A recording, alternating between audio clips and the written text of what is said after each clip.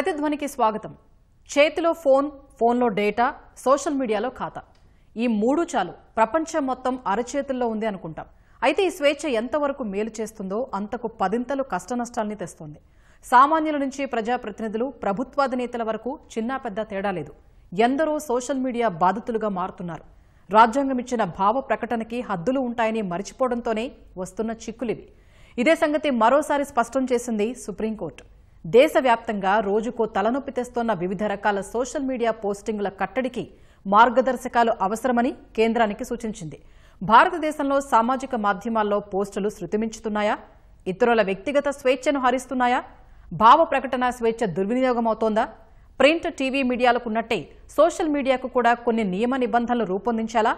ఇదే అంశంపై నేటి ప్రతిధ్వని చర్చలో పాల్గొంటున్నవారు ప్రొఫెసర్ జీబీ రెడ్డి గారు, vice chancellor, national law university, Sai Satish గారు, సైబర్ టెక్నాలజీ నిపుణులు, బాలలత గారు, సిఎస్బి ఐఏఎస్ అకాడమీ. రైట్, ముందుగా జీబీ రెడ్డి గారు, ఒకరి భావ వ్యక్తీకరణ స్వేచ్ఛ మరొకరి హక్కును హరించకూడదు. సోషల్ మీడియా విషయంలో సుప్రీంకోర్టు చేసిన వ్యాఖ్యల నేపథ్యం, ప్రాధాన్యత ఏంటి? ఇప్పుడు మనము భావ ప్రకటన స్వేచ్ఛ రాజ్యాంగం ఇచ్చిన హక్కు అన్నది అందరికి తెలిసిన విషయమే. అయితే ఈ మధ్య కాలంలో ఇంతకుముందు మనం భావ ప్రకటన స్వేచ్ఛ అనగానే ఓరల్ గా మాట్లాడడము, లేకపోతే ప్రింట్ మీడియానో, కొన్ని రోజుల తర్వాత ఎలక్ట్రానిక్ మీడియానో అనేది అందరికీ అవగాహన ఉన్న విషయం. ఇప్పుడు సోషల్ మీడియా వచ్చిన తర్వాత ఇప్పుడు ఆల్మోస్ట్ ప్రతి ఇల్లు కూడా ఒక టీవీ స్టూడియో లాగానో లేకపోతే ఒక ప్రసార మాధ్యమం లాగానో తయారైంది. అది రీల్స్ చేయడం నుంచి మొదలుకొని తమ వ్యక్తిగత అభిప్రాయాలను వేరే విషయాల్లో ప్రతి విషయంలో చెప్పడం కూడా సర్వసాధారణం అయిపోయింది. దీన్ని రెండు విధాలుగా చూడొచ్చండి. ఒకటేమో మనము మన భావ ప్రకటన స్వేచ్ఛలో ఇదొక భాగము, ఇదొక రూపాంతరము అని చెప్పుకోవచ్చు. ఇది ఒక common man's media, common man's freedom అనేది చెప్పుకోవచ్చు. అది ఓకే. కానీ ఇక్కడ అందరూ గుర్తుంచుకోవాల్సిన విషయం ఏంటంటే భావ ప్రకటన స్వేచ్ఛ అన్నది అబ్సల్యూట్ కాదు, అపరిమితం కాదు.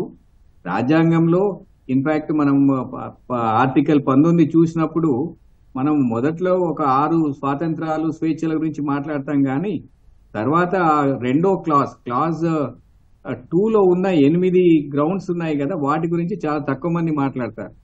ఎందుకంటే Indian society is now almost rights based society. హక్కుల గురించి ఎక్కువ మాట్లాడతారు, బాధ్యతల గురించి తక్కువ మాట్లాడతారు.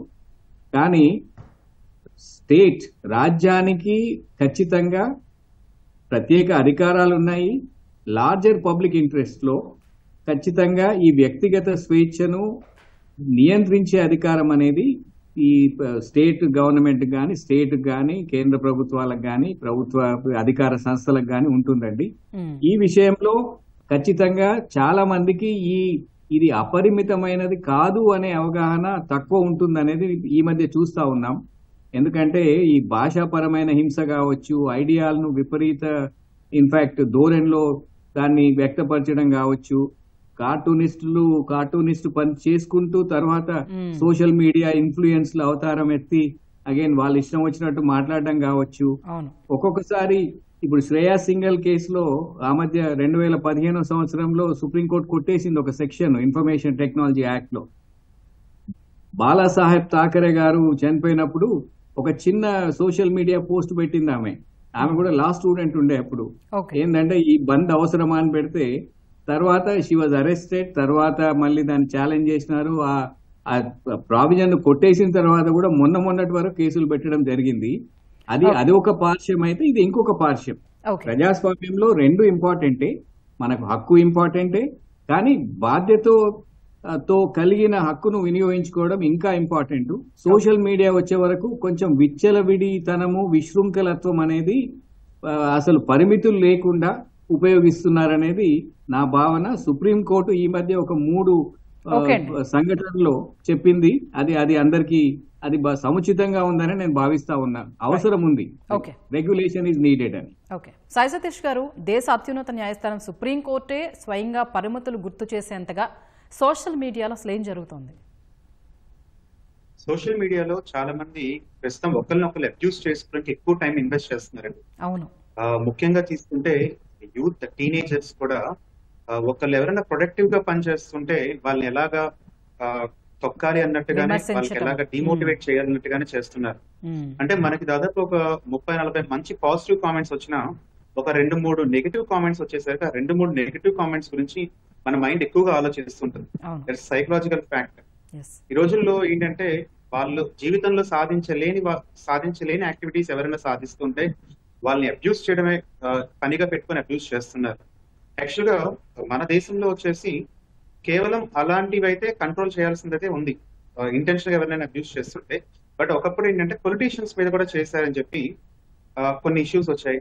ఆ తర్వాత వచ్చేసి సెక్షన్ 66A అని ఒకప్పుడు ఉండేది, ఇప్పుడైతే దాన్ని డిప్లికేట్ చేశారు. ఐటీ యాక్ట్ 66A ప్రకారం ఎవరినైనా అలా అబ్యూస్ చేస్తే వెంటనే తీసుకెళ్లి జైల్లో వేయడానికి అవకాశాలు ఉన్నాయి. కానీ ఇప్పుడు 66A అన్నది కంప్లీట్ గా స్క్రాప్ చేశారు. అది ఎందుకంటే ఫ్రీడమ్ ఆఫ్ స్పీచ్ దీన్ని హరిస్తుంది అన్న పేరుతోటి దాన్ని తీసేశారు. కానీ అది కూడా కొంతవరకు నిజమే, ఎందుకంటే ఒక చిన్న పొలిటికల్ గా కూడా ఏదన్నా ఒక కామెంట్ చేసినా లేదా ప్రొడక్టివ్ కామెంట్ చేసినప్పటికీ కూడా వాళ్ళ మీద 66A పెట్టేసరికి అది కరెక్ట్ గా వర్క్ అవ్వట్లేదు. ఫ్రీడమ్ ఆఫ్ స్పీచ్ హరిస్తుంది అనే పేరుతోటి దాన్ని స్క్రాప్ చేయడం జరిగింది సెక్షన్ 66A. మనం ఈ పర్టికులర్ కేసు వచ్చేసి మన మహారాష్ట్ర టైగర్ ఠాగూర్ ఆ టైంలో జరిగిందనమాట. సో ఇక్కడ వచ్చేసి మనం చేయాల్సింది ఏంటంటే న్యూ టైప్ ఆఫ్ లాస్ అయితే మనం ఖచ్చితంగా తీసుకొని రావాలి. పూర్తిగా డిఫరెన్షియేట్ చేయాలి, ఏది ఫ్రీడమ్ ఆఫ్ స్పీచ్, ఏది అబ్యూస్. ఫర్ ఎగ్జాంపుల్ ఎవరో ఒక ప్రొడక్ట్స్ అమ్ముతూ ఉంటారు ఆన్లైన్ లో, ఆ ప్రొడక్ట్స్ అమ్ముతున్న వాళ్ళని కూడా కంప్లీట్ అబ్యూస్ చేస్తున్నారు. సో చాలా మంది యూత్ తెలియాల్సింది ఏంటంటే అబ్యూస్ చేయడం వేరు, ఫ్రీడమ్ ఆఫ్ స్పీచ్ అనేది వేరు. సో ఒకళ్ళని మెంటల్ గా తగ్గించడము, ఒకళ్ళని సైకలాజికల్ గా డౌన్ చేయడం కోసం చాలా మంది అబ్యూసివ్ పదాలు వాడటం, ఇలాంటివన్నీ కూడా రాంగ్ గా ప్రవర్తిస్తున్నారు. దీనికైతే ఖచ్చితంగా గవర్నమెంట్ వాళ్ళు టైప్ ఆఫ్ యాక్ట్ ని మళ్ళీ తీసుకురావాలి. సెక్షన్ 66A ఎలాగైతే స్క్రాప్ చేశారో దీన్ని కొంచెం రివైజ్ చేసి గవర్నమెంట్ తీసుకుని రావాలి. దాదాపు 10 years నుంచి పెండింగ్ యాక్ట్ అనమాట. ఇది 10 years క్రితం చేయాల్సింది ఇప్పుడు ఆలోచిస్తుంది గవర్నమెంట్. ఓకే, బాలలత గారు, సోషల్ మీడియా రాకతో చాలా దేశాల్లో ప్రభుత్వాలే కూలిపోయాయి, చట్టాలు మారాయి, సంకెళ్లు తెగాయి, పరదాలు తొలగాయి. మన దేశంలో సామాజిక మాధ్యమాలు అలాంటి నిర్మాణాత్మక పాత్ర పోషిస్తున్నాయా? రవి కాంచని చోట కవి కాంచన్, కవి కూడా కాంచని చోట సోషల్ మీడియా కాంచన్. అంటే సోషల్ మీడియా యుగం అండి ఇది. సోషల్ మీడియా అనేది రెండు వైపులా పదునున్న కత్తి వంటిది. అంటే మనం ఇన్ఫర్మేషన్ అనేది ఇప్పుడు డెమోక్రటైజ్ అయ్యేంత, అంటే ఇన్ఫర్మేషన్ అందరి చేతిలో ఉంది, ఎవరైనా ఇన్ఫర్మేషన్ ఇవ్వగలరు. అంత గొప్ప ప్రజాస్వామ్యంలో మనం ఉన్నాం. అంతేకాదు పొలిటికల్ చాయిసెస్, పొలిటికల్ డెసిషన్స్ కూడా ఇన్ఫార్మ్డ్గా తీసుకుంటున్నాం. రీసెంట్గా రాయిటర్స్ జర్నలిజం వాళ్ళు ఇచ్చిన రిపోర్ట్ ప్రకారం భారతదేశంలో 63% మంది ప్రజలు వాళ్ళ నిర్ణయాలు సోషల్ మీడియా ద్వారానే, సోషల్ మీడియా చూసి దానివల్ల ఇన్ఫ్లుయెన్స్ అయి తీసుకుంటున్నారు. అంటే సోషల్ మీడియా అనేది సిటిజన్ జర్నలిజం పెంచేసింది. అందరూ ఇన్ఫర్మేషన్ ఇవ్వగలరు. ఏదైతే కన్వెన్షనల్ మీడియా అంటే ట్రెడిషనల్గా మీడియా ఇవ్వలేదో ప్రతి అంశం సోషల్ మీడియా డిస్కస్ చేస్తుంది. చిన్న అంశం కావచ్చు, పెద్ద అంశం కావచ్చు, ప్రతి అంశానికి సోషల్ మీడియాలో చోటు ఉంది. సో సోషల్ మీడియాలో రీసెంట్గా నిమిష ప్రియా కేసు చూసాం. అమ్మాయి కోసం క్రౌడ్ ఫండింగ్ కూడా సోషల్ మీడియా జరిగింది. అంతెందుకు స్త్రీల కోసం మీటూ మూమెంట్, అంటే ఇంత అన్యాయం జరుగుతుంది, ఎక్కడ వాళ్ళకి ఎటువంటి రీకోర్స్ లేనప్పుడు మీటూ మూమెంట్ అంతా సోషల్ మీడియాలో జరిగింది. సోషల్ మీడియా అనేది తీవ్రంగా తప్పు పట్టాల్సిన అవసరం లేదు. ఇన్ఫ్యాక్ట్ సోషల్ మీడియా, సామాజిక మాధ్యమాలు ఉండబట్టే మనం ఇంత డెమోక్రటైజ్ అయ్యాం, ఇంత ముందుకెళ్ళాం. కానీ ఈ సామాజిక మాధ్యమాల్లో చాలా నష్టాలు కూడా ఉన్నాయి వీటి వల్ల. ఉదాహరణకి అమెరికా డొనాల్డ్ ట్రంప్ 2017లో ఆయన క్యాంపెయిన్ మొత్తం దానిలో జరిగింది. అంతేందుకు 2014, 2019 ఈ మధ్య లాస్ట్ 10 సంవత్సరాల నుంచి భారతదేశంలో జరుగుతున్న ఎన్నికలు కూడా కంప్లీట్గా అంటే ట్రెడిషనల్ క్యాంపెయినింగ్ మానేసి సోషల్ మీడియా క్యాంపెయినింగ్. కానీ సోషల్ మీడియాలో ఒక పెద్ద అబద్ధాల పుట్ట, పోస్ట్ ట్రూత్, ఫాల్స్ ఇన్ఫర్మేషన్ అనేది విపరీతంగా, అంటే ప్రజలు, అంటే ఒక సామెత ఉంటుందండి, నిజం చెప్పులేసుకునే లోపే అబద్ధం ప్రపంచాన్ని చుట్టేసి వస్తుందని చెప్పి. అంత ఫాస్ట్గా సోషల్ మీడియా స్ప్రెడ్ అవుతుంది. మహాత్మా గాంధీ గారు ఫ్రీడమ్ స్ట్రగుల్ నడిపించడానికి 28 సంవత్సరాలు పట్టింది. అన్నా హజారే గారి అంటే anti corruption movement, Jan Lokpal movement నడిపించడానికి 28 రోజులు పట్టింది. దానికి కారణం సోషల్ మీడియా. సోషల్ మీడియా అంత ప్రభావవంతమైంది, అంత పవర్ఫుల్ అనమాట. కానీ దాన్ని మిస్యూజ్ కూడా అంతే చేస్తున్నారు. పొలిటికల్గా మిస్యూజ్ చేస్తున్నారు, ఉమెన్ని అప్సీన్గా చూపించడం, ఏది పడితే అది మాట్లాడటం. అంతెందుకు రీసెంట్గా సుప్రీంకోర్టు తెచ్చిన కేసు కూడా డిఫరెంట్లీ ఏబుల్డ్ వాళ్ళకి సంబంధించిన స్టాండప్ కామెడీ అనమాట. అంటే ఎవరైనా చూడలేరా, వినలేరా, వాళ్ళకి సంబంధించి కూడా కామెడీ అండి. రీసెంట్గా లాస్ట్ ఇయర్ తెలంగాణకు చెందిన ఒక IAS ఆఫీసర్, ఆవిడ మీడియా హ్యాండిల్ని వాడి, ఎక్స్ వాడి డిఫరెంట్లీ ఏబుల్డ్ వాళ్ళ మీద అనుచితమైన కామెంట్స్ చేస్తుంది. అది రైట్ అనుకుంటున్నారు. ఎవరు పడితే వాళ్ళు అంటే ఏ కమ్యూనిటీని పడితే ఆ కమ్యూనిటీని మనకు సోషల్ మీడియా ఉంది కదా అని చెప్పి అనేస్తున్నారనమాట. ఇలాంటివి ఆపాలి. ఎందుకంటే ఏదైనా కన్స్ట్రక్ట్గా నిర్మాణాత్మకంగా ఎవరు చెప్పినా ప్రతి పౌరుడికి హక్కు ఉంది. ఫ్రీడమ్ ఆఫ్ స్పీచ్ అందరికీ ఉంది. కానీ ఫ్రీడమ్ ఆఫ్ స్పీచ్లో కొన్ని పరిమితులు ఉన్నాయి.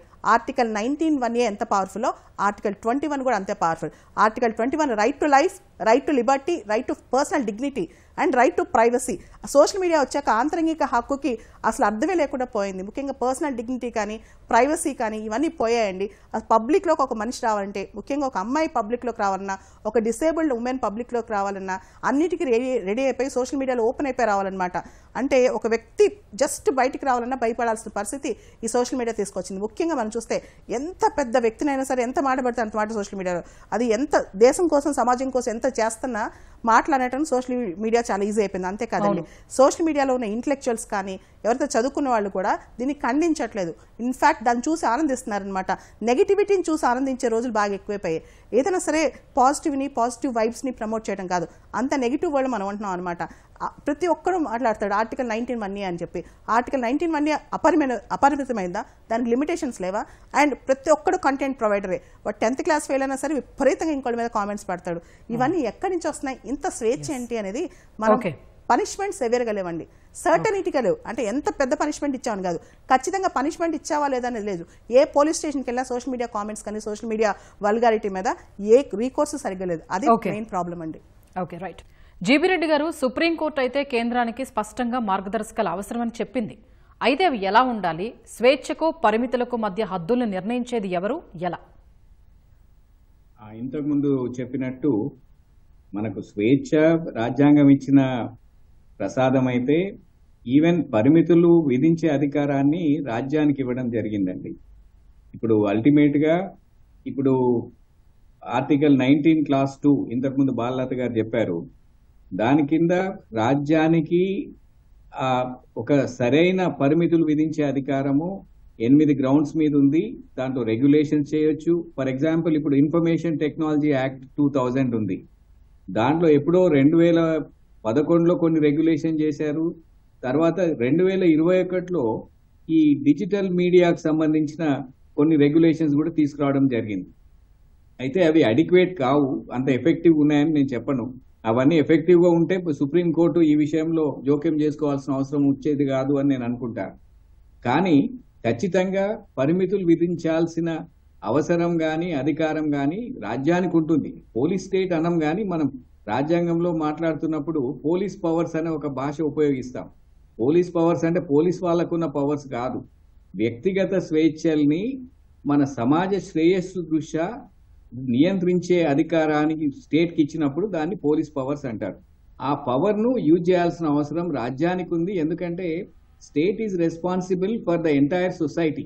ఒక పర్టికులర్ ఒక గ్రూప్కి సంబంధించింది కాదు కాబట్టి వాళ్ళ అందరి ఇంట్రెస్ట్ కానీ రైట్స్ కానీ డిగ్నిటీ కానీ ప్రైవసీ కానీ వీటన్నిటిని దృష్టిలో పెట్టుకొని ఖచ్చితంగా ఒక బ్యాలెన్స్ చేసుకునే అవకాశం ఉండే విధంగా ఇట్లాంటి రెగ్యులేషన్స్ తీసుకొచ్చే అవసరం ఉందండి. స్టేట్ చేయాలి. దాంట్లో మనం సివిల్ సొసైటీ ఆర్గనైజేషన్స్ అయినా మిగతా వాళ్ళు కూడా సహకరించాల్సిన అవసరం ఉంది. ఎందుకంటే విచ్చలవిడితనం అనేది దాన్ని మనం వ్యక్తిగత స్వేచ్ఛ అనే దాని కింద జస్టిఫై చేయడానికి ఉండదు. అండ్ ఇది పోలీస్ రాజ్యం కాదు మనకు తెలుసు. అయినా కూడా ఇది రాజ్యానికి మాత్రమే అధికారం ఉంది. వ్యక్తిగతంగా ఇప్పుడు నా మీద ఎవరన్నా అనవసరమైన ఒక కామెంట్లు చేసినారు, పరువు నష్టం కలిగించారంటే నేను పరువు నష్టం కేసు వేసుకుంటాను, లేకపోతే ఇంకేదైనా క్రిమినల్ కేసు పెట్టుకుంటాను, అది వేరే ఇష్యూ. కానీ నియంత్రించే అధికారం మాత్రము రాజ్యానికి ఉంది. అది రాజ్యాంగం ప్రసాదించింది.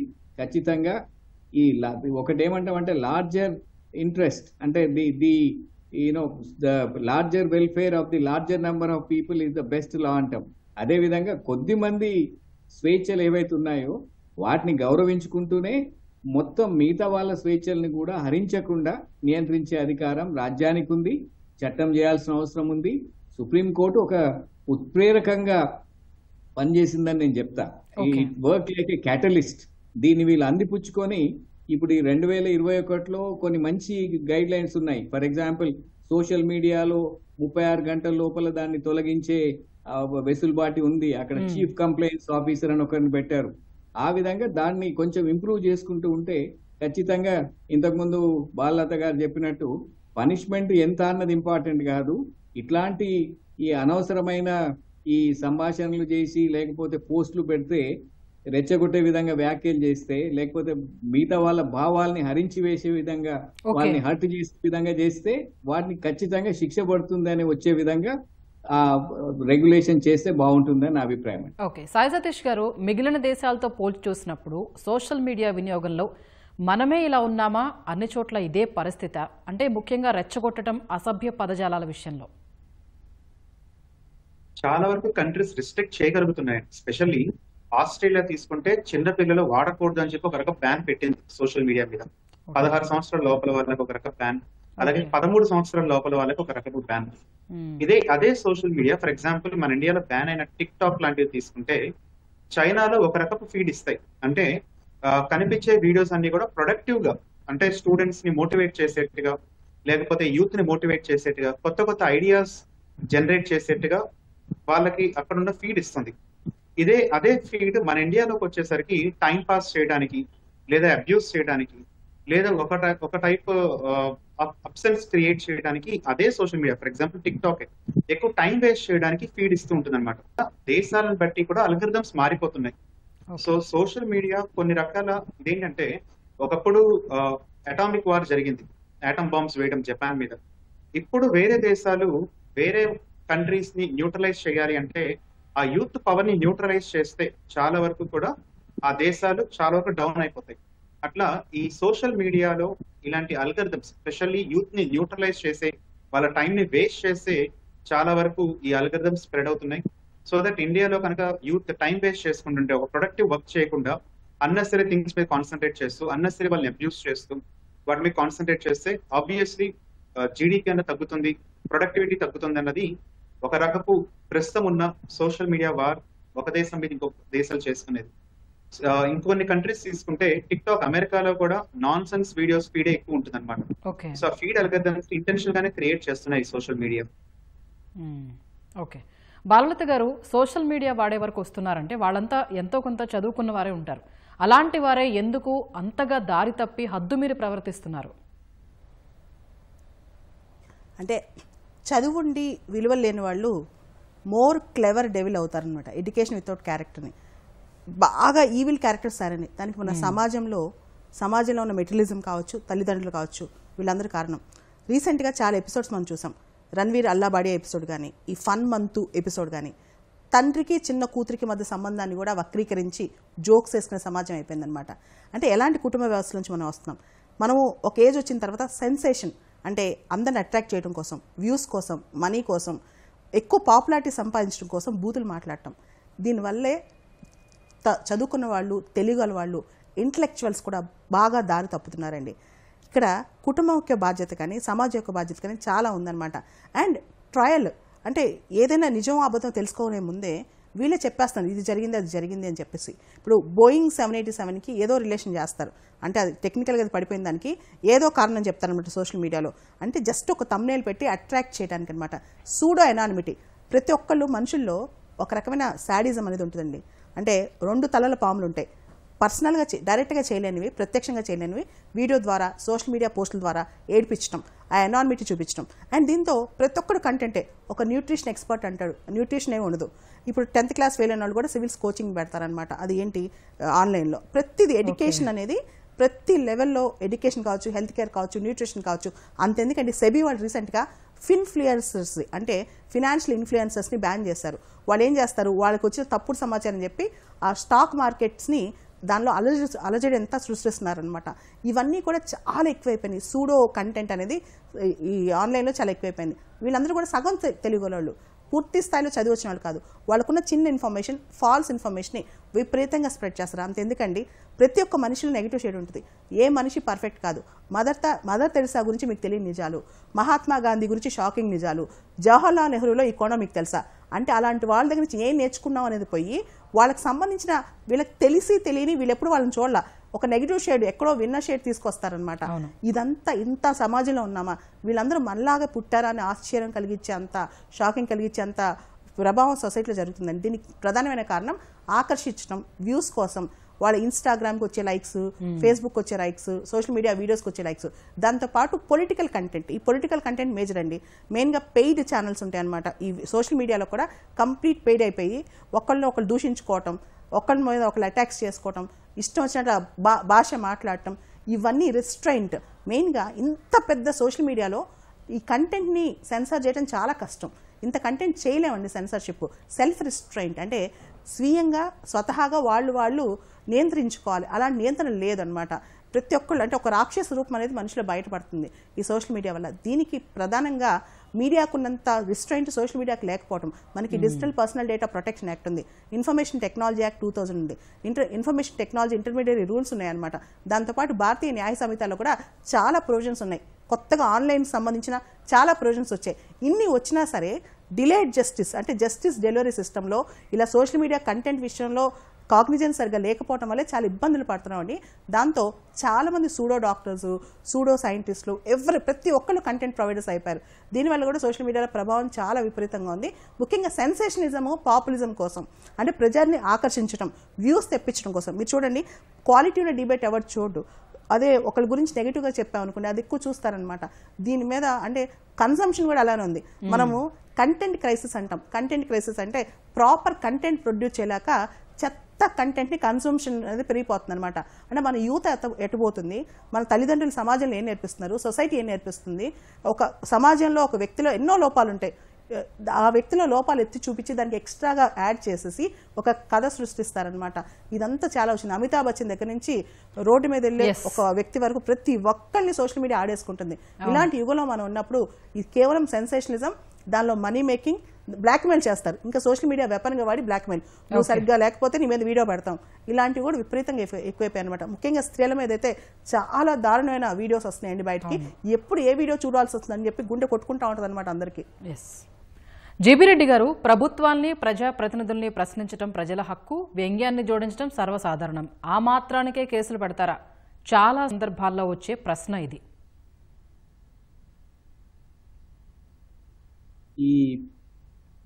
ఇప్పుడు ఒక చిన్న ఎపిసోడ్ మనం గుర్తుంచుకోవాలండి. వెనకటికి శంకర్ అని చాలా గొప్ప కార్టూనిస్ట్ ఉండేవారు. ఆయన చాలా మంది మీద కార్టూన్స్ వేశారు, రాజకీయ కార్టూన్స్, ముఖ్యంగా నెహ్రూ గారి మీద. అయితే ఆ కాలంలో నెహ్రూను కలవడానికి ఆయన భయపడతా ఉంటే నెహ్రూ గారు చెప్పారు, శంకర్ డోంట్ స్పేర్ మీ అని.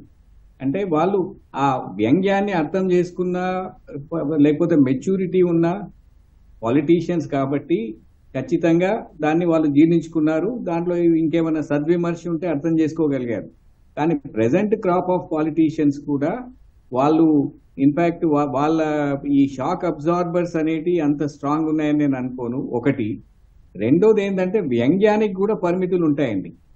ఇప్పుడు అమెరికా రాజ్యాంగంలో ఒక చిన్న కేసు ఉంటుంది. అప్పుడు ఖచ్చితంగా యుక్త వయసు వచ్చిన ప్రతి ఒక్కడు ఆర్మీలో సర్వ్ చేయాలని ఒక రూల్ వచ్చినప్పుడు ఒక ఆయన ఒక స్ట్రీట్ కార్నర్ లో నిలబడి మీటింగ్ ఇస్తా ఉంటాడు. సంభాషణ ఏం చెప్తాడంటే, ఒకవేళ నన్ను బలవంతంగా సైన్యంలో చేర్చుకొని నా చేతికి రివాల్వర్ ఇస్తే నేను మొట్టమొదటిగా షూట్ చేసేది LBJ అంటాడు. అంటే లిండన్ బి జాన్సన్, అప్పటి అమెరికన్ ప్రెసిడెంట్. ఆయన తీసుకుపోయి ఆయన మీద కేసులు పెడతారు. సుప్రీంకోర్టు ఆయన వదిలేసింది. ఏంటంటే ఇది ప్యూర్ స్పీచ్, పుట్టి ఉపన్యాసం కోసం మాత్రమే చెప్పాడు, ఆయన ఉద్దేశం అది కాదు అని చెప్పి. ఇప్పుడు ఆ రోజులు పోయాయండి. సద్విమర్శ చేసినప్పుడు దాన్ని భరించాల్సిన అవసరం ప్రభుత్వాలకు ఉంది. అదేవిధంగా ఆ వ్యంగ్యానికి కూడా పరిమితులు ఉన్నాయి. అది ఒకవేళ వ్యక్తిగత వాళ్ళ యొక్క పరువు, వాళ్ళ హననానికి సంబంధించి చేసినప్పుడు ఖచ్చితంగా వాళ్ళు కూడా వ్యక్తిగత కెపాసిటీలో ఇప్పుడు చాలా మంది పరువు నష్టం కేసులు వేస్తూ ఉంటారు, క్రిమినల్ కేసులు వేస్తూ ఉంటారు. ఈ మధ్య మనం చూసాం తెలంగాణలో ఒక జాతీయ పార్టీ రాష్ట్ర అధ్యక్షులు గారు కూడా ఒక లీగల్ నోటీస్ పంపించారు, ఎవరేదో అన్నారని చెప్పి. ఈ విధంగా విమర్శకు, వ్యంగ్యానికి, అదే విధంగా ఆ పరిమితులు దాటిన వ్యంగ్యానికి కూడా ఖచ్చితంగా మనము గుర్తించుకోవాల్సిన అవసరం ఉంది. దానికి ఒక లక్ష్మణ్ రేఖ అనేది ఉంటుంది. షేక్స్పియర్ చెప్పినట్టు my freedom stops at the tip of your nose అన్నట్టు, వాళ్ళ పరువు నష్టం కలిగించే విధంగా, కుటుంబ సభ్యుల పరువు నష్టం కలిగించే విధంగా, పిల్లలు లేకపోతే సంబంధం లేని వాళ్ళకు కూడా పరువు నష్టం లేకపోతే ఇంకో వేరే విధంగా వాళ్ళ హక్కులకు భంగం కలిగించే విధంగా ఉంటే మాత్రము ఖచ్చితంగా వాటి మీద తీసుకోవచ్చు, యాక్షన్ తీసుకోవచ్చు. కానీ ప్రభుత్వాలు కాదు, వ్యక్తిగతంగా తీసుకోవాలి. ప్రభుత్వ అధికార యంత్రాంగాన్ని దుర్వినియోగం చేయడం చాలా తప్పు. ఇండివిజువల్ గా వాళ్ళకి అట్లాంటి ఏమైనా ఉన్నప్పుడు ఖచ్చితంగా సరైన చర్యలు తీసుకోవచ్చు. ఇప్పుడు భారతీయ న్యాయ సంహితాలు కూడా ఉన్నాయి. ఇప్పుడు ఫర్ ఎగ్జాంపుల్ ఒక పబ్లిక్ సర్వెంట్ ని మనము ఆయన డ్యూటీ చేయకుండా నిరోధిస్తే అదొక almost cognisable offence, in fact non bailable offence అని కూడా ఉంటుంది. అదే విధంగా ఇంకెవరో ఒక పౌరుడు వెళ్ళి నా పని చేయకపోతే నేను సూసైడ్ చేసుకుంటా అంటే ఇప్పుడు దాన్ని ఒక క్రిమినల్ చర్య కింద బిఎన్ఎస్ భారతీయ న్యాయ సంహితలో గుర్తించడం జరిగింది. ఇట్లాంటి వరకు ఓకే, కానీ ఒక లిమిట్ దాటి వ్యవహరిస్తే మాత్రము ఖచ్చితంగా అది ఆ వ్యంగ్యం దాటి అవమానం వైపు పరిగెత్తున్నప్పుడు వాళ్ళు వ్యక్తిగతమైన యాక్షన్ తీసుకోవచ్చును. గవర్నమెంట్ యంత్రాంగాన్ని యూజ్ చేసుకోవడము అన్ని విషయాల్లో సబబు కాదని నేను భావిస్తానండి. ఓకే, సాయి సతీష్ గారు, మన ప్రజలు ప్రభుత్వం విషయం కాసేపు ఉంచితే ఇవాళ మన దేశంలో చూస్తున్న సోషల్ మీడియా విచ్చలవిడితనానికి ఆయా సంస్థలకు ఎలాంటి బాధ్యత ఉండదా? బాధ్యత ఖచ్చితంగా తీసుకోవాల్సిందైతే ఉందండి. చాలా మంది సోషల్ మీడియా ఏంటంటే డబ్బులే ప్రధానంగా చూసుకుంటున్నాయి. అందుకే చాలా వరకు కంట్రీస్ కూడా వాటి మీద రెస్ట్రిక్షన్స్ పెడుతున్నాయి. ఒక 2 సంవత్సరాల క్రితం వరకు కూడా ట్విట్టర్ మీద మన భారతదేశంలో చాలా వరకు రెస్ట్రిక్షన్స్ పెట్టారు. కేవలం డబ్బులు సంపాదించడం కోసమే చాలా ఈ సోషల్ మీడియా అనేది భారతదేశానికి వస్తున్నాయి. మరి వస్తున్నప్పుడు ఆ యూత్ ని ప్రాపర్ గైడ్ చేయడం అయినా ఒక రెస్పాన్సిబిలిటీ తీసుకోవాల్సిన ఆవశ్యకత ఉంది. ప్రస్తుతానికైతే చాలా వరకు తీసుకోవడం లేదు. ఫర్ ఎగ్జాంపుల్, మనం రిపోర్ట్ చేస్తున్నప్పటికీ కూడా కొన్ని రకాల అబ్సెన్స్ రిలేటెడ్ కంటెంట్ మనం రిపోర్ట్ చేస్తున్నప్పటికీ కూడా కొంతవరకే వాళ్ళ పాలసీస్ అగైన్స్ట్ అని చెప్పి కొంతవరకే రిమూవ్ చేస్తున్నారు. ప్రతిదాన్ని కూడా రిమూవ్ చేయడం లేదు. It is not following under it is not against hour policy అని చెప్పి ఫేస్బుక్ అయినా, ఇన్స్టాగ్రామ్ అయినా, స్నాప్చాట్ అయినా కొంతవరకు ఆపేస్తున్నాయి. సో పాలసీస్ కొంతవరకు మన దేశానికి తగ్గట్టుగా మార్చడం చాలా వరకు ఉత్తమం. లేకపోతే వాళ్ళు మన దేశానికి వచ్చి వ్యాపారం చేసుకుంటున్నప్పుడు మెటా కంపెనీ అయినా లేదా ట్విట్టర్ అయినా మన దేశానికి సంబంధించిన వాల్యూస్, మన దేశానికి సంబంధించిన మారల్స్ ని ఖచ్చితంగా ఫాలో అయ్యేట్టుగా రెస్ట్రిక్షన్స్ పెట్టడంలో అయితే తప్పేమీ లేదు. At the end of the day వాళ్ళకి కావాల్సింది మనీ. ఆ మనీ అన్నది ఒక చిన్న పిల్లలకు సంబంధించిందైనా వేరే వాళ్ళ ఏడుపుల నుంచి తీసుకోవడం కన్నా, వాళ్ళ బాధల నుంచి తీసుకోవడం కన్నా ఒక ప్రొడక్టివ్ గా వర్క్ చేసి వాటి నుంచి సంపాదించుకోవడం అన్నది చేస్తే బాగుంటుంది. సో క్లియర్ గా అయితే మన దేశానికి మోరల్ రిలేటెడ్ గా కూడా చెప్పాల్సిన ఆవశ్యకత చాలా ఉందండి. ఓకే, అయితే సాయి సతీష్ గారు, ఇప్పుడు ఏఐ మిస్యూజ్ అనేది ఏ స్థాయికి చేరిందో మనం చూస్తూ ఉన్నాం. సో సోషల్ మీడియాలో చెప్పండి. ఏఐ డీప్ ఫేక్ చాలా విస్తృతంగా వెళ్ళిపోయింది. కేవలం మీ ఒక్క ఫోటో తీసుకుని మీరు లేని వాటిలో యాక్ట్ చేసినట్టుగా మూవీస్ లో కావచ్చు, వీడియోస్ లో కావచ్చు విస్తృతంగా చేస్తున్నారు. ఈ రోజు ప్లే స్టోర్ లోకి వెళ్తే కొన్ని వందల అప్లికేషన్స్ ఫ్రీ ఆఫ్ కాస్ట్ కూడా చేస్తున్నాయి. సో వాళ్ళు ఊహించుకున్న కంటెంట్ నిజ జీవితంలో జరగకపోయేసరికి అలా ఊహించుకున్న దాన్ని ఏఐలో క్రియేట్ చేసుకొని ఏఐ అవతార్స్ క్రియేట్ చేసి, రియలిస్టిక్ అవతార్స్ క్రియేట్ చేసి మరి చేస్తున్నారు. యూత్ విపరీతంగా ఈ AI consumption, especially deep fake related consumption అయితే ఎక్కువగా ఉంది. దీని మీద కూడా స్పెసిఫిక్ చట్టాలు అలాగే ఇంప్లిమెంటేషన్ కూడా ఇంపార్టెంట్. ఒకప్పుడు దాదాపు 10 ఏళ్ల నుంచి ఫేక్ ప్రొఫైల్స్ ఇవన్నీ కూడా విస్తృతంగా ఉన్నాయి. బట్ గత 2-3 సంవత్సరాల నుంచి డీప్ ఫేక్ వీడియోస్ విపరీతంగా పెరుగుతున్నాయి అనమాట. కంప్లీట్ చూసినప్పుడు కంప్లీట్ రియలిస్టిక్ గా ఉంటుంది. ఏది నిజమో ఏది అబద్ధమో కూడా తెలియట్లేదు. సో ఇంకోటి ఇందాక చెప్పిన ఠాకూర్ కదండి, బాల్ ఠాకరే గారు, పొరపాటు నేను ఠాకూర్ అని చెప్పాను. సో బాల్ ఠాకరే గారి వీడియో వల్ల సెక్షన్ 66 ఇది కూడా ఒకటి స్క్రాప్ చేయడం జరిగింది. సో ఏఐ విపరీతంగా ప్రభావం ఉంది. డీప్ ఫేక్ చాలా వరకు వీటిని రిస్ట్రిక్ట్ చేయాల్సిన అవసరం అయితే చాలా ఉంది. ప్రతి కంట్రీ కూడా వాళ్ళ ఓన్ ఎజెండా ఉంటున్నాయి. సో మన దేశం కూడా మోరల్స్ రిలేటెడ్ గా యాక్ట్లు అలాగే ప్రైవసీ తీసుకురావాలి. ఓకే, బాలలత గారు, ఇప్పుడు తిట్టడం, బెదిరించడం ఒక్కటే కాదు, ఫేక్ న్యూస్ ని వ్యాప్తి చేయడం, లేదంటే వ్యక్తిగత డేటా దుర్వినియోగం, వీటి పరంగా సోషల్ మీడియా విసురుతున్న సవాళ్లు ఏంటి? అవి ఎంత నష్టం చేస్తున్నాయి? ముఖ్యంగా సోషల్ మీడియాలో మనకు ఒక ప్రిన్సిపల్ ఉంటుందండి, హార్మ్ ప్రిన్సిపల్ అని. జేఎస్మిల్ చెప్తారు ఇది. ఆయన ప్రకారం ఏంటంటే, నువ్వు ఎంతైనా నీ స్వేచ్ఛ వాడుకో, కానీ పక్క వాళ్ళకి హాని కలిగించినంత వరకు నీ స్వేచ్ఛ అని చెప్పి. కానీ ఇప్పుడు డీప్ ఫేక్ వీడియోని ఉదాహరణకి చూడండి. విపరీతంగా, అంటే మనం చెప్పినట్టు, మాట్లాడినట్టు అవన్నీ కూడా భయంకరంగా చూపిస్తున్నారు. ఏఐ అనేది ఇంకా చౌకగా మనకు అందుబాటులోకి రాబోతుంది. సో నిజానికంటే అబద్ధానికి విలువ పెరిగిపోతుంది అనమాట. అంతేకాదు ఈ మొత్తం కంప్లీట్గా ఈ సోషల్ మీడియా వల్ల నేరాలు, క్రైమ్స్ ఇవన్నీ బాగా పెరుగుతున్నాయి. అంతేకాదు వల్గారిటీ, అబ్సినిటీ, ఏదైతే ఇంతకుముందు తప్పు అని భావిస్తామో, సమాజంలో ఇది కరెక్ట్ కాదని భావిస్తామో, మొత్తం సోషల్ కస్టమ్స్ కానీ మన సమాజంలో ఉండే పరిస్థితులు ఇవన్నీ కూడా ఈ మొత్తం సోషల్ మీడియా వల్ల కంప్లీట్గా సొసైటల్ వాల్యూసే మారిపోయాయని చెప్పొచ్చండి, సమాజంలో ఉన్న విలువలు. కానీ ముఖ్యంగా సోషల్ మీడియాలో మిస్లీడింగ్ కంటెంట్ అనేది, అంటే మనల్ని తప్పుదోవ పెట్టే కంటెంట్ కానీ, మిస్ఇన్ఫర్మేషన్ కానీ విపరీతంగా ఉంది. 1% కూడా అసలు అన్ని అబద్ధాలే ఉంటాయి. ముఖ్యంగా ఆ థంబ్నెయిల్స్ అని పెడతారండి, దానిలో చూస్తే అంతగా మనల్ని మోసం చేసే థంబ్నెయిల్ అనమాట. అది ఓపెన్ చేస్తే రియల్ కంటెంట్ అనేది చాలా డిఫరెంట్గా ఉంటుంది అనమాట. అది కూడా సోషల్ మీడియాలో ఎవిడెన్స్ ఉండదు, ఏ ఎవిడెన్స్ లేకుండా ఏదైనా చెప్పేయచ్చు అనమాట. సో సోషల్ మీడియాలో ఎటువంటి ఎవిడెన్స్ లేకుండా పోస్ట్ చేస్తే అదొక క్రైమ్ అని కూడా చేయాలన్నమాట. దాంతోపాటు వ్యక్తిత్వ హననం, క్యారెక్టర్ అసాసినేషన్ అనేది విపరీతంగా పెరిగిపోయింది సోషల్ మీడియాలో. ఎంత పెద్ద వ్యక్తినైనా క్యారెక్టర్ అసాసినేషన్ అనేది చాలా తేలిక చేసేస్తున్నారు అనమాట. దాంతోపాటు యంగ్ మైండ్స్, ఏదైతే చిన్న మనసులు ఉంటాయో లేకపోతే యువకులు ఉంటారో వాళ్ళ యొక్క ప్రభావం అనేది సోషల్ మీడియా వల్ల వాళ్ళు ప్రభావితమై చాలా మందిని వాళ్ళు కూడా వల్గర్ వర్డ్స్ యూజ్ చేయటం అనేది చేస్తున్నారనమాట. దాంతోపాటు చాలా దేశాల్లో social media de addiction start అయిపోయిందనమాట. అంటే ఎడిక్షన్ స్టార్ట్ అయ్యి తర్వాత డీ అడిక్షన్, వాటి నుంచి ఎలా బయటకు రావాలి, నీకు ఇన్స్టా లేదా లేకపోతే ఫేస్బుక్ లేదా, ఇవి లేకపోతే పెద్ద నేరం అనమాట. అంటే నీకు సమాజంలో నీకు పాత్ర లేనట్టు. రియల్ వరల్డ్కి ప్యారలల్గా అంతకంటే గొప్పగా వర్చువల్ వరల్డ్ అనేది విపరీతంగా స్టార్ట్ అయిపోయిందండి. ఈ వర్చువల్ వరల్డ్లో అందరికీ నష్టమే జరుగుతుంది. ముఖ్యంగా ప్రతి ఒక్కళ్ళు మనం చూస్తే యావరేజ్గా ఒక ఇండియన్ యంగ్ పర్సన్ 4 నుంచి 5 గంటల పాటు సోషల్ మీడియాలో గడుపుతున్నాడంట. అంతేకాదు మన అటెన్షన్ స్పాన్, మిగతా జీవితంలో అవసరమైన అంశాల పట్ల మన అటెన్షన్ స్పాన్ అనేది 3 నుంచి 8 సెకండ్ల మధ్య ఉందంట. అంతే. అంటే ఒక అంశం మీద మనం అటెన్షన్ పెట్టేది ఎందుకు, సోషల్ మీడియాలో అంత ఫాస్ట్ న్యూస్ వచ్చేస్తున్నాయి. దాంతో మనకు అటెన్షన్ కూడా 2 నిమిషాల న్యూస్ కావాలి, 1 నిమిషం న్యూస్ కావాలి. రియల్ కంటెంట్ ఎవరు చదవట్లా, వీడియోస్ ద్వారా సోషల్ మీడియాలో వచ్చే కంటెంట్ చదువుతున్నారు. దీనివల్ల ఏమవుతుందంటే అంత ఫేక్, ఫాల్స్ స్ప్రెడ్ అవుతుంది అనమాట. పొలిటికల్గా ఇన్ఫ్లుయెన్స్ జరుగుతుంది, దాంతోపాటు సోషల్ వాల్యూస్ మారిపోతున్నాయి, అండ్ యంగ్ మైండ్స్ మారిపోతున్నాయి, ఎడ్యుకేషన్ వాల్యూస్ మారిపోతున్నాయి, ఈవెన్ మన భాష, సంస్కృతి కూడా మారిపోతుంది. అంటే ఏదైతే quality of language, quality of culture ఉందో అది కూడా డిప్లీట్ అయిపోతుంది. మొత్తం మన భాష, మన సంస్కృతి కూడా నిర్వీర్యం అయిపోతున్నాయి ఈ సోషల్ మీడియా వల్ల. దాంతోపాటు మీరు చూస్తే ఏదైతే ఫాల్స్ కంటెంట్ ఉందో దానికి వ్యూవర్షిప్ కూడా విపరీతంగా ఉంది. దీనికి గల కారణం ఏంటి అనేది కూడా మనం కూడా విశ్లేషించాలి. మన యువత ఎట్టుపోతుంది, వాళ్ళకి యాక్టివిటీస్ ఏమీ లేవా, వీటికి సంబంధించి కూడా ఆలోచించాలండి. కాబట్టి ఏదైతే మన కంటెంట్ ఉందో ఆ కంటెంట్ ఎవరు ప్రొవైడ్ చేస్తున్నారు, ఎలా ప్రొవైడ్ చేస్తున్నారు. అందుకనే సుప్రీంకోర్టు నేను చెప్పింది సోషల్ మీడియా గైడ్ లైన్స్ తెమ్మని చెప్పి సుప్రీంకోర్టుకి చెప్పింది.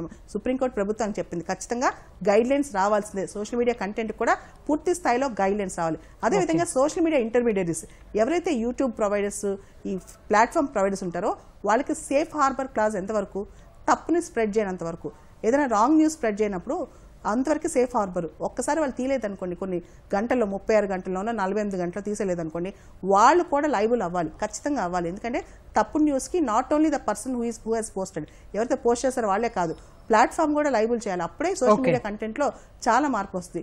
అంతెందుకు ఇప్పుడు ఎక్స్ కావచ్చు, డొనాల్డ్ ట్రంప్ యొక్క ట్రూత్ కావచ్చు, వీటిలో వచ్చేదంతా కూడా ముఖ్యంగా క్యారెక్టర్ అసాసినేషను, ఫాల్స్ న్యూస్, పొలిటికల్గా కూడా రాంగ్ న్యూస్ అనమాట. ఇవన్నీ జరుగుతున్నాయి. రీసెంట్గా కూడా మనం చూసాం, కేంబ్రిడ్జ్ అనలిటికా అనే సంస్థ మెటా అంటే ఫేస్బుక్ డేటా వాడి అమెరికన్ ఎలక్షన్స్ని ఎలా ఇన్ఫ్లుయెన్స్ చేస్తున్నాయి. ఇవన్నీ కూడా అంటే పూర్తి స్థాయిలో ఒక దేశ అధ్యక్షునే మార్చేంత ప్రభావం సోషల్ మీడియాకు ఉంది. కాబట్టి ఇదంతా నెగిటివ్ ఇంపాక్ట్ కలగకుండా సోషల్ మీడియాని నియంత్రణ చాలా అవసరం. Okay, right. జీబీ రెడ్డి గారు, ప్రింట్, టెలివిజన్ మాధ్యమాలకు కొన్ని గైడ్ లైన్స్ ఉన్నాయి. అవి సోషల్ మీడియాకు వర్తించవా? ప్రస్తుతం ఉన్న చట్టాల్లో ఎలాంటి మార్పులు చేయాల్సి ఉంటుంది? ప్రస్తుతానికి భారతదేశంలో చట్టాలు చాలానే ఉన్నాయి. ఇప్పుడు మీరు చెప్పినట్టు ప్రింట్ మీడియాకి, టెలివిజన్ మాధ్యమానికి సంబంధించి ఇప్పుడు కేబుల్ టీవీ రెగ్యులేషన్ యాక్ట్ ఉంది, అదేవిధంగా ఇన్ఫర్మేషన్ టెక్నాలజీ యాక్ట్ 2000 ఉంది, తర్వాత అమెండ్మెంట్స్, రెగ్యులేషన్స్ వచ్చాయి. భారతీయ న్యాయ సంహితాలో కూడా కొన్ని ప్రావిజన్స్ ఉన్నాయి. అంతకన్నా ముందు ఇండియన్ పీనల్ కోడ్, భారతీయ శిక్షా స్మృతిలో కూడా 153A, 153B అని 2 సెక్షన్స్ ఉండేవి. ఏంటంటే దాంట్లో వివిధ వర్గాల మధ్య లేకపోతే వ్యక్తుల మధ్య వైషమ్యాలు కలిగించే విధంగా ఎవరైనా మాట్లాడినా, స్ప్రెడ్ చేసినా దాంట్లో పనిష్మెంట్ ఉండేది, కానీ చాలా అరుదుగా దాన్ని పోలీస్ వాళ్ళు ఉపయోగించేవాళ్ళు. అయితే ఇప్పుడు ఇవన్నీ ఇంతకుముందు వక్తలు చెప్పినట్టు AI డ్రివెన్ టెక్నాలజీ అనేది వచ్చింది. దీంట్లో మనకు సంబంధం లేకుండా కూడా ఒక్కొక్కసారి మన వాయిస్ వినిపిస్తూ ఉంటుంది, అదేవిధంగా మన క్యారెక్టర్ అనేది కనిపిస్తూ ఉంటుంది ఒక వీడియోలో, ఆడియోలో, ఇంకెక్కడో. అయితే ఇట్లాంటి వాటిని నియంత్రించడానికి ఇన్ఫాక్ట్ ఏఐ ఎథిక్స్ అనేది కూడా ఒకటి అవసరం ఉంటుంది. కోడ్ ఆఫ్ ఎథిక్స్ అన్నది ఈ 2021 ఈ సోషల్ మీడియా గైడ్ లైన్స్ లో కొంతవరకు దాన్ని వర్తింపజేయొచ్చు, కానీ అవి అన్ని ఏరియాలను కవర్ చేయవు. అందుకోసమని సోషల్ మీడియా ఒక కేంద్రీకృతంగా ప్రత్యేకమైన గైడ్ లైన్స్ ను చేయాల్సిన అవసరం ఉంది. ఇప్పుడు మీరు ఈ గత 3 కేసుల్లో సుప్రీంకోర్టులో జరిగిన వాదనలు కానీ తెలియపరిచిన అభిప్రాయాలను కానీ మీరు చూస్తూ ఉంటే ఈ అటార్నీ జనరల్ గారు, సొలిసిటర్ జనరల్ గారు ఇన్ఫాక్ట్ వాళ్ళు అసలు సుప్రీంకోర్టు వాళ్ళే గైడ్ లైన్స్ ఫ్రేమ్ చేస్తే బాగుండు అని అభిప్రాయం వ్యక్తం చేసినట్టు కనిపిస్తూ ఉంటుంది. కానీ ఇది అల్టిమేట్ గా గవర్నమెంట్ వాళ్ళు చేయాలి, కానీ ఆ గైడ్ లైన్స్ కూడా పరిమితులు ఉంటాయి. ఎందుకంటే ఈ టెక్నాలజీకి చట్టాలకు మధ్యలో ఏదైతే రేస్ ఉంటుందో ఆ రేస్ లో ఎప్పుడు చూసినా టెక్నాలజీ గెలుస్తుంది, చట్టం అనేది స్లోగా ఉంటుంది. ఇదే విషయంలో సోషల్ మీడియా విషయంలో కూడా ఖచ్చితంగా ప్రత్యేకమైన గైడ్ లైన్స్ తీసుకురావాల్సిన అవసరం ఉంది. వాటిని స్పెసిఫిక్ గా ఓన్లీ సోషల్ మీడియాకి సంబంధించినే చెప్పాల్సి వస్తుంది. ఎందుకంటే ప్రతి ఒక్కరికి ఒక యూట్యూబ్ ఛానల్, ఇంకేదో హ్యాండిలో ఇంకేదో ఉంటుంది కాబట్టి వాటిని మొత్తం రెగ్యులేట్ చేయాలంటే సేఫ్ హార్బర్ క్లాజ్ అన్నది ఈ ఇన్ఫర్మేషన్ టెక్నాలజీ యాక్ట్ లో ఉంది. ఇంతకుముందు బాలలత గారు చెప్పారు సెక్షన్ 79 కింద. అది ప్రతిసారి ఈ ఇంటర్మీడియరీ మధ్యవర్తి సంస్థ ఏదైతుందో ఇంటర్నెట్ ప్రొవైడ్ చేసేది కానీ లేకపోతే మాధ్యమాన్ని ప్రసారం చేయడానికి ఉపయోగించేది కానీ వాటికి ప్రతిసారి ఇప్పుడు వాట్సాప్ వాళ్ళను, ఫేస్బుక్ వాళ్ళను కూడా ఢిల్లీ హైకోర్టు ముందు హాజరుపరిచేలా చేసి జడ్జిమెంట్లు ఇచ్చిన సందర్భాలు ఉన్నాయి ఇంతకు ముందు. కానీ చాలా కష్టపడాల్సి వచ్చింది.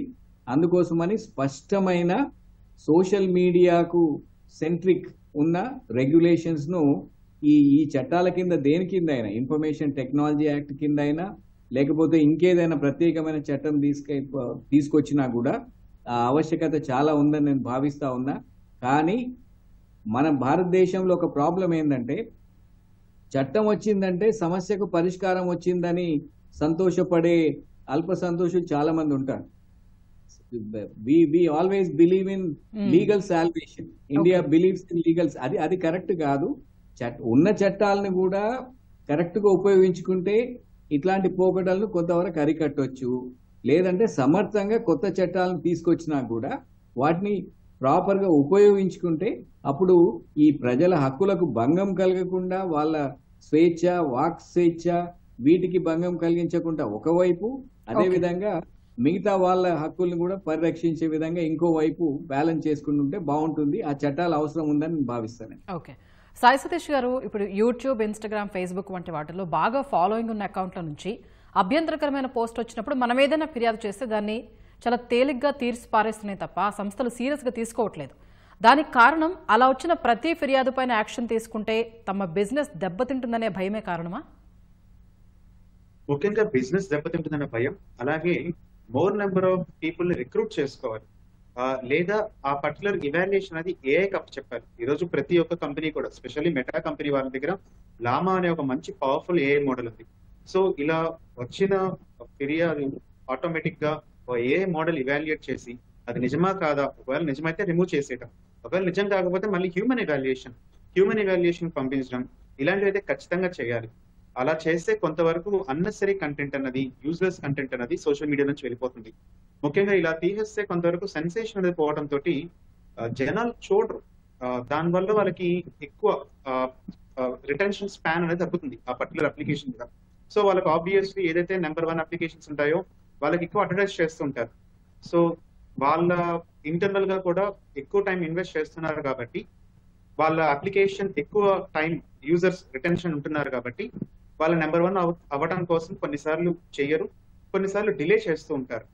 సో ముఖ్యంగా ఏంటంటే కేటగిరీస్, మనం రిపోర్ట్ చేసేటప్పుడు ఆ పోస్ట్ కానీ ఆ పర్టికులర్ ఇమేజ్ కానీ కేటగిరీస్ ఉంటాయి. ఆ కేటగిరీస్ మనం ప్రాపర్ గా సెలెక్ట్ చేసుకుంటే కొన్ని రకాల కేటగిరీస్ లైక్ సూసైడ్ కానీ, అబ్యూస్ కానీ, ఇలాంటి కేటగిరీస్ కరెక్ట్ గా 1 hour లో ఆటోమేటిక్ గా రిపోర్ట్ చేసేయాలి, ఆటోమేటిక్ గా డిలీట్ అయిపోవాలి. ఫస్ట్ ఏఐ ద్వారా ఇవాల్యుయేట్ చేయడం, ఒకవేళ అది కాకపోతే నెక్స్ట్ హ్యూమన్ ఇవాల్యుయేషన్ సిస్టమ్ కూడా చాలా వరకు కంపెనీస్ అడాప్ట్ చేసుకోవాలి. ఆల్రెడీ కొన్ని అడాప్ట్ చేసుకున్నాయి, ఇంకా అది విపరీతంగా వెళ్ళాలి. అంతకన్నా ముఖ్యం ఏంటంటే స్వయంగా వాళ్ళు ఎవరికి వాళ్ళు నియంత్రించుకోవాలి అన్నెసరీ కంటెంట్ అంతా కూడా. థింక్ మంత్ర అని చెప్పి ప్రతి ఒక్కళ్ళు కూడా think before they do anything, THINK అంటే టీ అంటే ట్రూవా కాదా చెక్ చేసుకోవాలి. ఏదైనా ఒక విషయం షేర్ చేస్తున్నప్పుడు వాట్సాప్ లో అయినా ఇన్స్టాగ్రామ్ లో అయినా చాలా వరకు సోది చెప్తుంటారు, అన్నెసరీ కంటెంట్ అంతా చెప్తుంటారు. సో ట్రూవా కాదా చెక్ చేసుకోవడం. హెచ్ ఫర్ హెల్ప్ఫుల్ మెసేజ్ అయితే షేర్ చేయడం. ఐ అంటే ఇన్స్పైరింగ్ మెసేజ్ అయితే షేర్ చేయడం. ఎన్ అంటే నెససరీయా, అసలు షేర్ చేయడానికి ముందు నెససరీయా ఆలోచించడం. కే అంటే కైండ్ మెసేజ్ అయితేనే షేర్ చేయడం. ఇలా ప్రతి ఒక్కళ్ళు కూడా స్వనియంత్రణ వాళ్ళు చేసుకుంటేనే కొంతవరకు సోషల్ మీడియాని మంచిగా ఉపయోగించగలుగుతాం. ఈరోజు సోషల్ మీడియా తోటి మనం ప్రొడక్టివిటీ దాదాపు 100 రెట్లు పెంచుకోవచ్చు. ఈరోజు చాట్ జీపీటీ లాంటి ఏఐ మోడల్స్ ఎంతవరకు మనకి ప్రొడక్టివిటీ పెంచుతున్నాయో, సోషల్ మీడియా ద్వారా కమ్యూనికేషన్ నెట్వర్కింగ్ కూడా ఇంకా 100 రెట్లు పెంచుకోవచ్చు. ఒక దాంతో నాలెడ్జ్, ఇంకొక దాంతో నెట్వర్క్ అండ్ కమ్యూనికేషన్ పెంచుకోవడానికి ఉపయోగపడుతుంది. ఇలాంటి ఉపయోగిస్తే చాలా వరకు దేశం చాలా ఫాస్ట్ గా అభివృద్ధి చెందుతుంది. మన దేశంలో చాలా వరకు అతి తక్కువ డబ్బులకి మంచి బ్యాండ్విడ్త్, హై బ్యాండ్విడ్త్ మనం కొనుక్కుంటున్నాం. సో యూత్ ప్రాపర్ గా ఉపయోగించుకుంటే అద్భుతాలు క్రియేట్ చేయొచ్చు. ఓకే, బాలలత గారు, మనది గొప్ప ప్రజాస్వామ్య దేశం కావచ్చు. ఇప్పుడు పొలిటీషియన్స్, సినీ సెలబ్రిటీస్ అంటే చాలా మందికి చిన్నచూపు ఉండొచ్చు. అంత మాత్రాన వాళ్ళ ఫేక్ ఫోటోలు, వీడియోలు సృష్టించి వారిని, వారి కుటుంబాల్ని తలెత్తుకోలేని మాటలు రాయటం అన్యాయం కాదా? ఇక్కడ బాధితులు అవుతున్న వారికి ఎలాంటి రక్షణ లేదా? అసలు మీడియాకి సంబంధించి ఒక పదం ఉంది, గోబెల్స్ పబ్లిసిటీ అని. అంటే ప్రతి ఒక్కళ్ళు వాళ్ళ మీడియా ఛానల్ పెట్టుకుని ఆ రాజకీయాన్ని ముందుకు తీసుకెళ్తున్నారనమాట. ఇప్పుడు ఏమైపోయింది, మీడియా ఛానల్స్ పక్కన పెట్టేసి సోషల్ మీడియా ఛానల్స్, ప్రతి ఒక్క రాజకీయ పార్టీకి ఒక సోషల్ మీడియా ఛానల్ ఉంటుంది. వాళ్ళు ఇతరులను తిట్టడం ఒకటి కాదు, 100 సోషల్ మీడియా పోస్టులు. అసలు ఇదంతా ఎవరు క్రియేట్ చేశారు? రాజకీయ నాయకులే ఇంత గోలా క్రియేట్ చేసింది. 50% సోషల్ మీడియా పాడవటానికి కారణం భారతదేశంలో పాలిటిక్స్, పొలిటీషియన్స్. ఇది మనం ఒప్పుకోవాలి. రెండోది, ఈ వ్యక్తిత్వ హననం కానీ డిఫమేషన్, ఏదైతే డిఫమేషన్ ఉందో, పరువు నష్టం ఉందో, దానిలో 2 రకాలు. ఒకటి స్లాండర్, రెండోది లిబెల్. స్లాండర్ అంటే ఏదైతే మౌఖికంగా ఓరల్గా మాట్లాడతామో అది కొంతమందికి రీచ్ అవుద్ది. లిబెల్ అంటే ప్రింటెడ్ ఆర్ పబ్లిష్డ్ ఫామ్. అంటే ఏంటి, ఒక యూట్యూబ్ వీడియోనో, ఒక ఇన్స్టాగ్రామ్ పోస్టో, ఇవి ఎంత దూరం వెళ్తాయో. సోషల్ మీడియా మీద ఎందుకు ఇంత భయపడుతున్నాం? ఒక పోస్ట్ పెడితే ఒక గంటలో ఒక్కోసారి లక్షల మంది చూస్తారు. ప్రపంచంలో ఏ మూల నుంచి ఏ మూలకైనా చూడొచ్చు. ఇదే మేజర్ ప్రాబ్లం అండి. అండ్ రెండోది అతి ముఖ్యమైనదంటే ఇన్యూయాండో అంటే ఏంటంటే ఇండైరెక్ట్ రిఫరెన్స్, పరోక్షంగా ఒక వ్యక్తిని తిట్టడం అనమాట. రీజనబుల్గా ఎవరైనా అర్థం చేసుకుంటారు. ఉదాహరణకి మాస్టర్ బ్లాస్ట్ అన్నాం అనుకోండి, సచిన్ టెండూల్కర్. ఇండియాలో చాలా అందగత్త అన్నాం అనుకోండి, ఐశ్వర్య రాయ్. చాలా మందికి తెలిసే విషయం. అంటే రీజనబుల్ మ్యాన్ అర్థం చేసుకునేంత డిస్క్రిప్షన్ ఇచ్చి ఆ వ్యక్తి గురించి రాసేసి చెప్పేస్తారనమాట. ఇలాంటి వ్యక్తిత్వ హననం చేయడానికి ఈ మధ్య ఇండైరెక్ట్గా మీరు ఒక చిన్న క్వశ్చన్ అండి, Janaki versus state of Kerala అని చెప్పి ఒక కేసు జరిగింది. జానకి అంటే ఒక సినిమాకి ఒక పవిత్రమైన ఒక పేరు ఎందుకు పెట్టారు అంటే, భారతదేశంలో ప్రతి అమ్మాయి సీతే కదా, అంటే ఏ అమ్మాయిని ఏమన్నా ఏవి కాదు, కానీ కేవలం జానకి సినిమా మీదే ఇంత వచ్చింది కదా. అంటే ప్రతి అమ్మాయి గురించి పోస్ట్ కావచ్చు, ఈవెన్ ఫిల్మ్ స్టార్స్ కావచ్చు, వాళ్ళు కూడా పాపం ఏదో వృత్తి కోసం ఇక్కడికి వచ్చారు, ప్రొఫెషన్ కోసం చేస్తున్నారు. కానీ ఏమవుతుందంటే యూట్యూబ్ ఛానల్స్ ఒకరి మీద ఒకరి పోటీకి, ఈ ఇన్స్టా కానీ, యూట్యూబ్ కానీ, ఫేస్బుక్ కానీ, ఇది క్రియేట్ చేసేది కూడా మనలాంటి మనుషులే. విశృంఖలం అంటే దాటేసిన సమాజ నియంత్రణలు దాటేసిన వ్యక్తులు అనమాట. దీనికి ప్రధానమైన కారణం ఏంటంటే, ఎవరైనా ఏదైనా అనొచ్చు. ఈ యూట్యూబ్ ఛానల్ ఫేస్ పెట్టుకుని లేదా రీల్స్ పెట్టేసుకుని ఎవరినైనా ఏదైనా చేయొచ్చు అనమాట. ఇటువంటి ఇది వచ్చింది. దాంతోపాటు వల్గారిటీ, లాంగ్వేజ్ ఇవన్నీ కూడా. సో దీనికి ప్రధానమైన కారణం ఏంటంటే భయం లేకపోవటం, పనిష్మెంట్స్ లేకపోవటం. దీన్ని మనం గట్టిగా చేయగలిగితే కనుక చాలా ఈజీగా హ్యాండిల్ చేయొచ్చు. ముఖ్యంగా సెలబ్రిటీస్ లైఫ్ అనేది పబ్లిక్లో అందరికీ కావాలి, అండ్ పొలిటీషియన్స్ లైఫ్ అనేది పబ్లిక్లో అందరికీ కావాలి. అంటే పబ్లిక్ లైఫ్ వచ్చిన తర్వాత ఎవరైనా ఏదైనా అనొచ్చు అనే దానిలోకి వెళ్ళిపోయారనమాట. దీనిలో ఒక చాలా థిన్ లైన్ ఉందండి పబ్లిక్ లైఫ్కి, ప్రైవేట్ లైఫ్కి. ఫ్రీడమ్ ఆఫ్ స్పీచ్, భావ వ్యక్తీకరణకి, నియంత్రణకి కూడా చాలా థిన్ లైన్ ఉందన్నమాట. ఆ లైన్ దాటి బిహేవ్ చేస్తున్నారు. అండ్ ఏదైతే రాజ్యాంగంలో ఉందో 8 రిస్ట్రిక్షన్స్, ఆర్టికల్ 19 క్లాస్ 2లో ఉన్న రిస్ట్రిక్షన్స్ కాకుండా భారత సమాజంలో కొన్ని విలువలు ఉన్నాయి. ఆ విలువలు కాపాడకుండా ఆ విలువలు పాడు చేస్తున్నారు మన సోషల్ మీడియాలో. కాబట్టి సోషల్ మీడియా అనేది ఎంత మంచి చేస్తుందో అంత చెడు కూడా చేస్తుంది. ముఖ్యంగా ఆడపిల్లలకు కూడా అంతే చెడు చేస్తుందని చెప్పొచ్చు. రైట్ అండి, ధన్యవాదాలు బాలలత గారు, సాయి సతీష్ గారు, జీబీ రెడ్డి గారు. ఇది ఇవాల్టి ప్రతిధ్వని.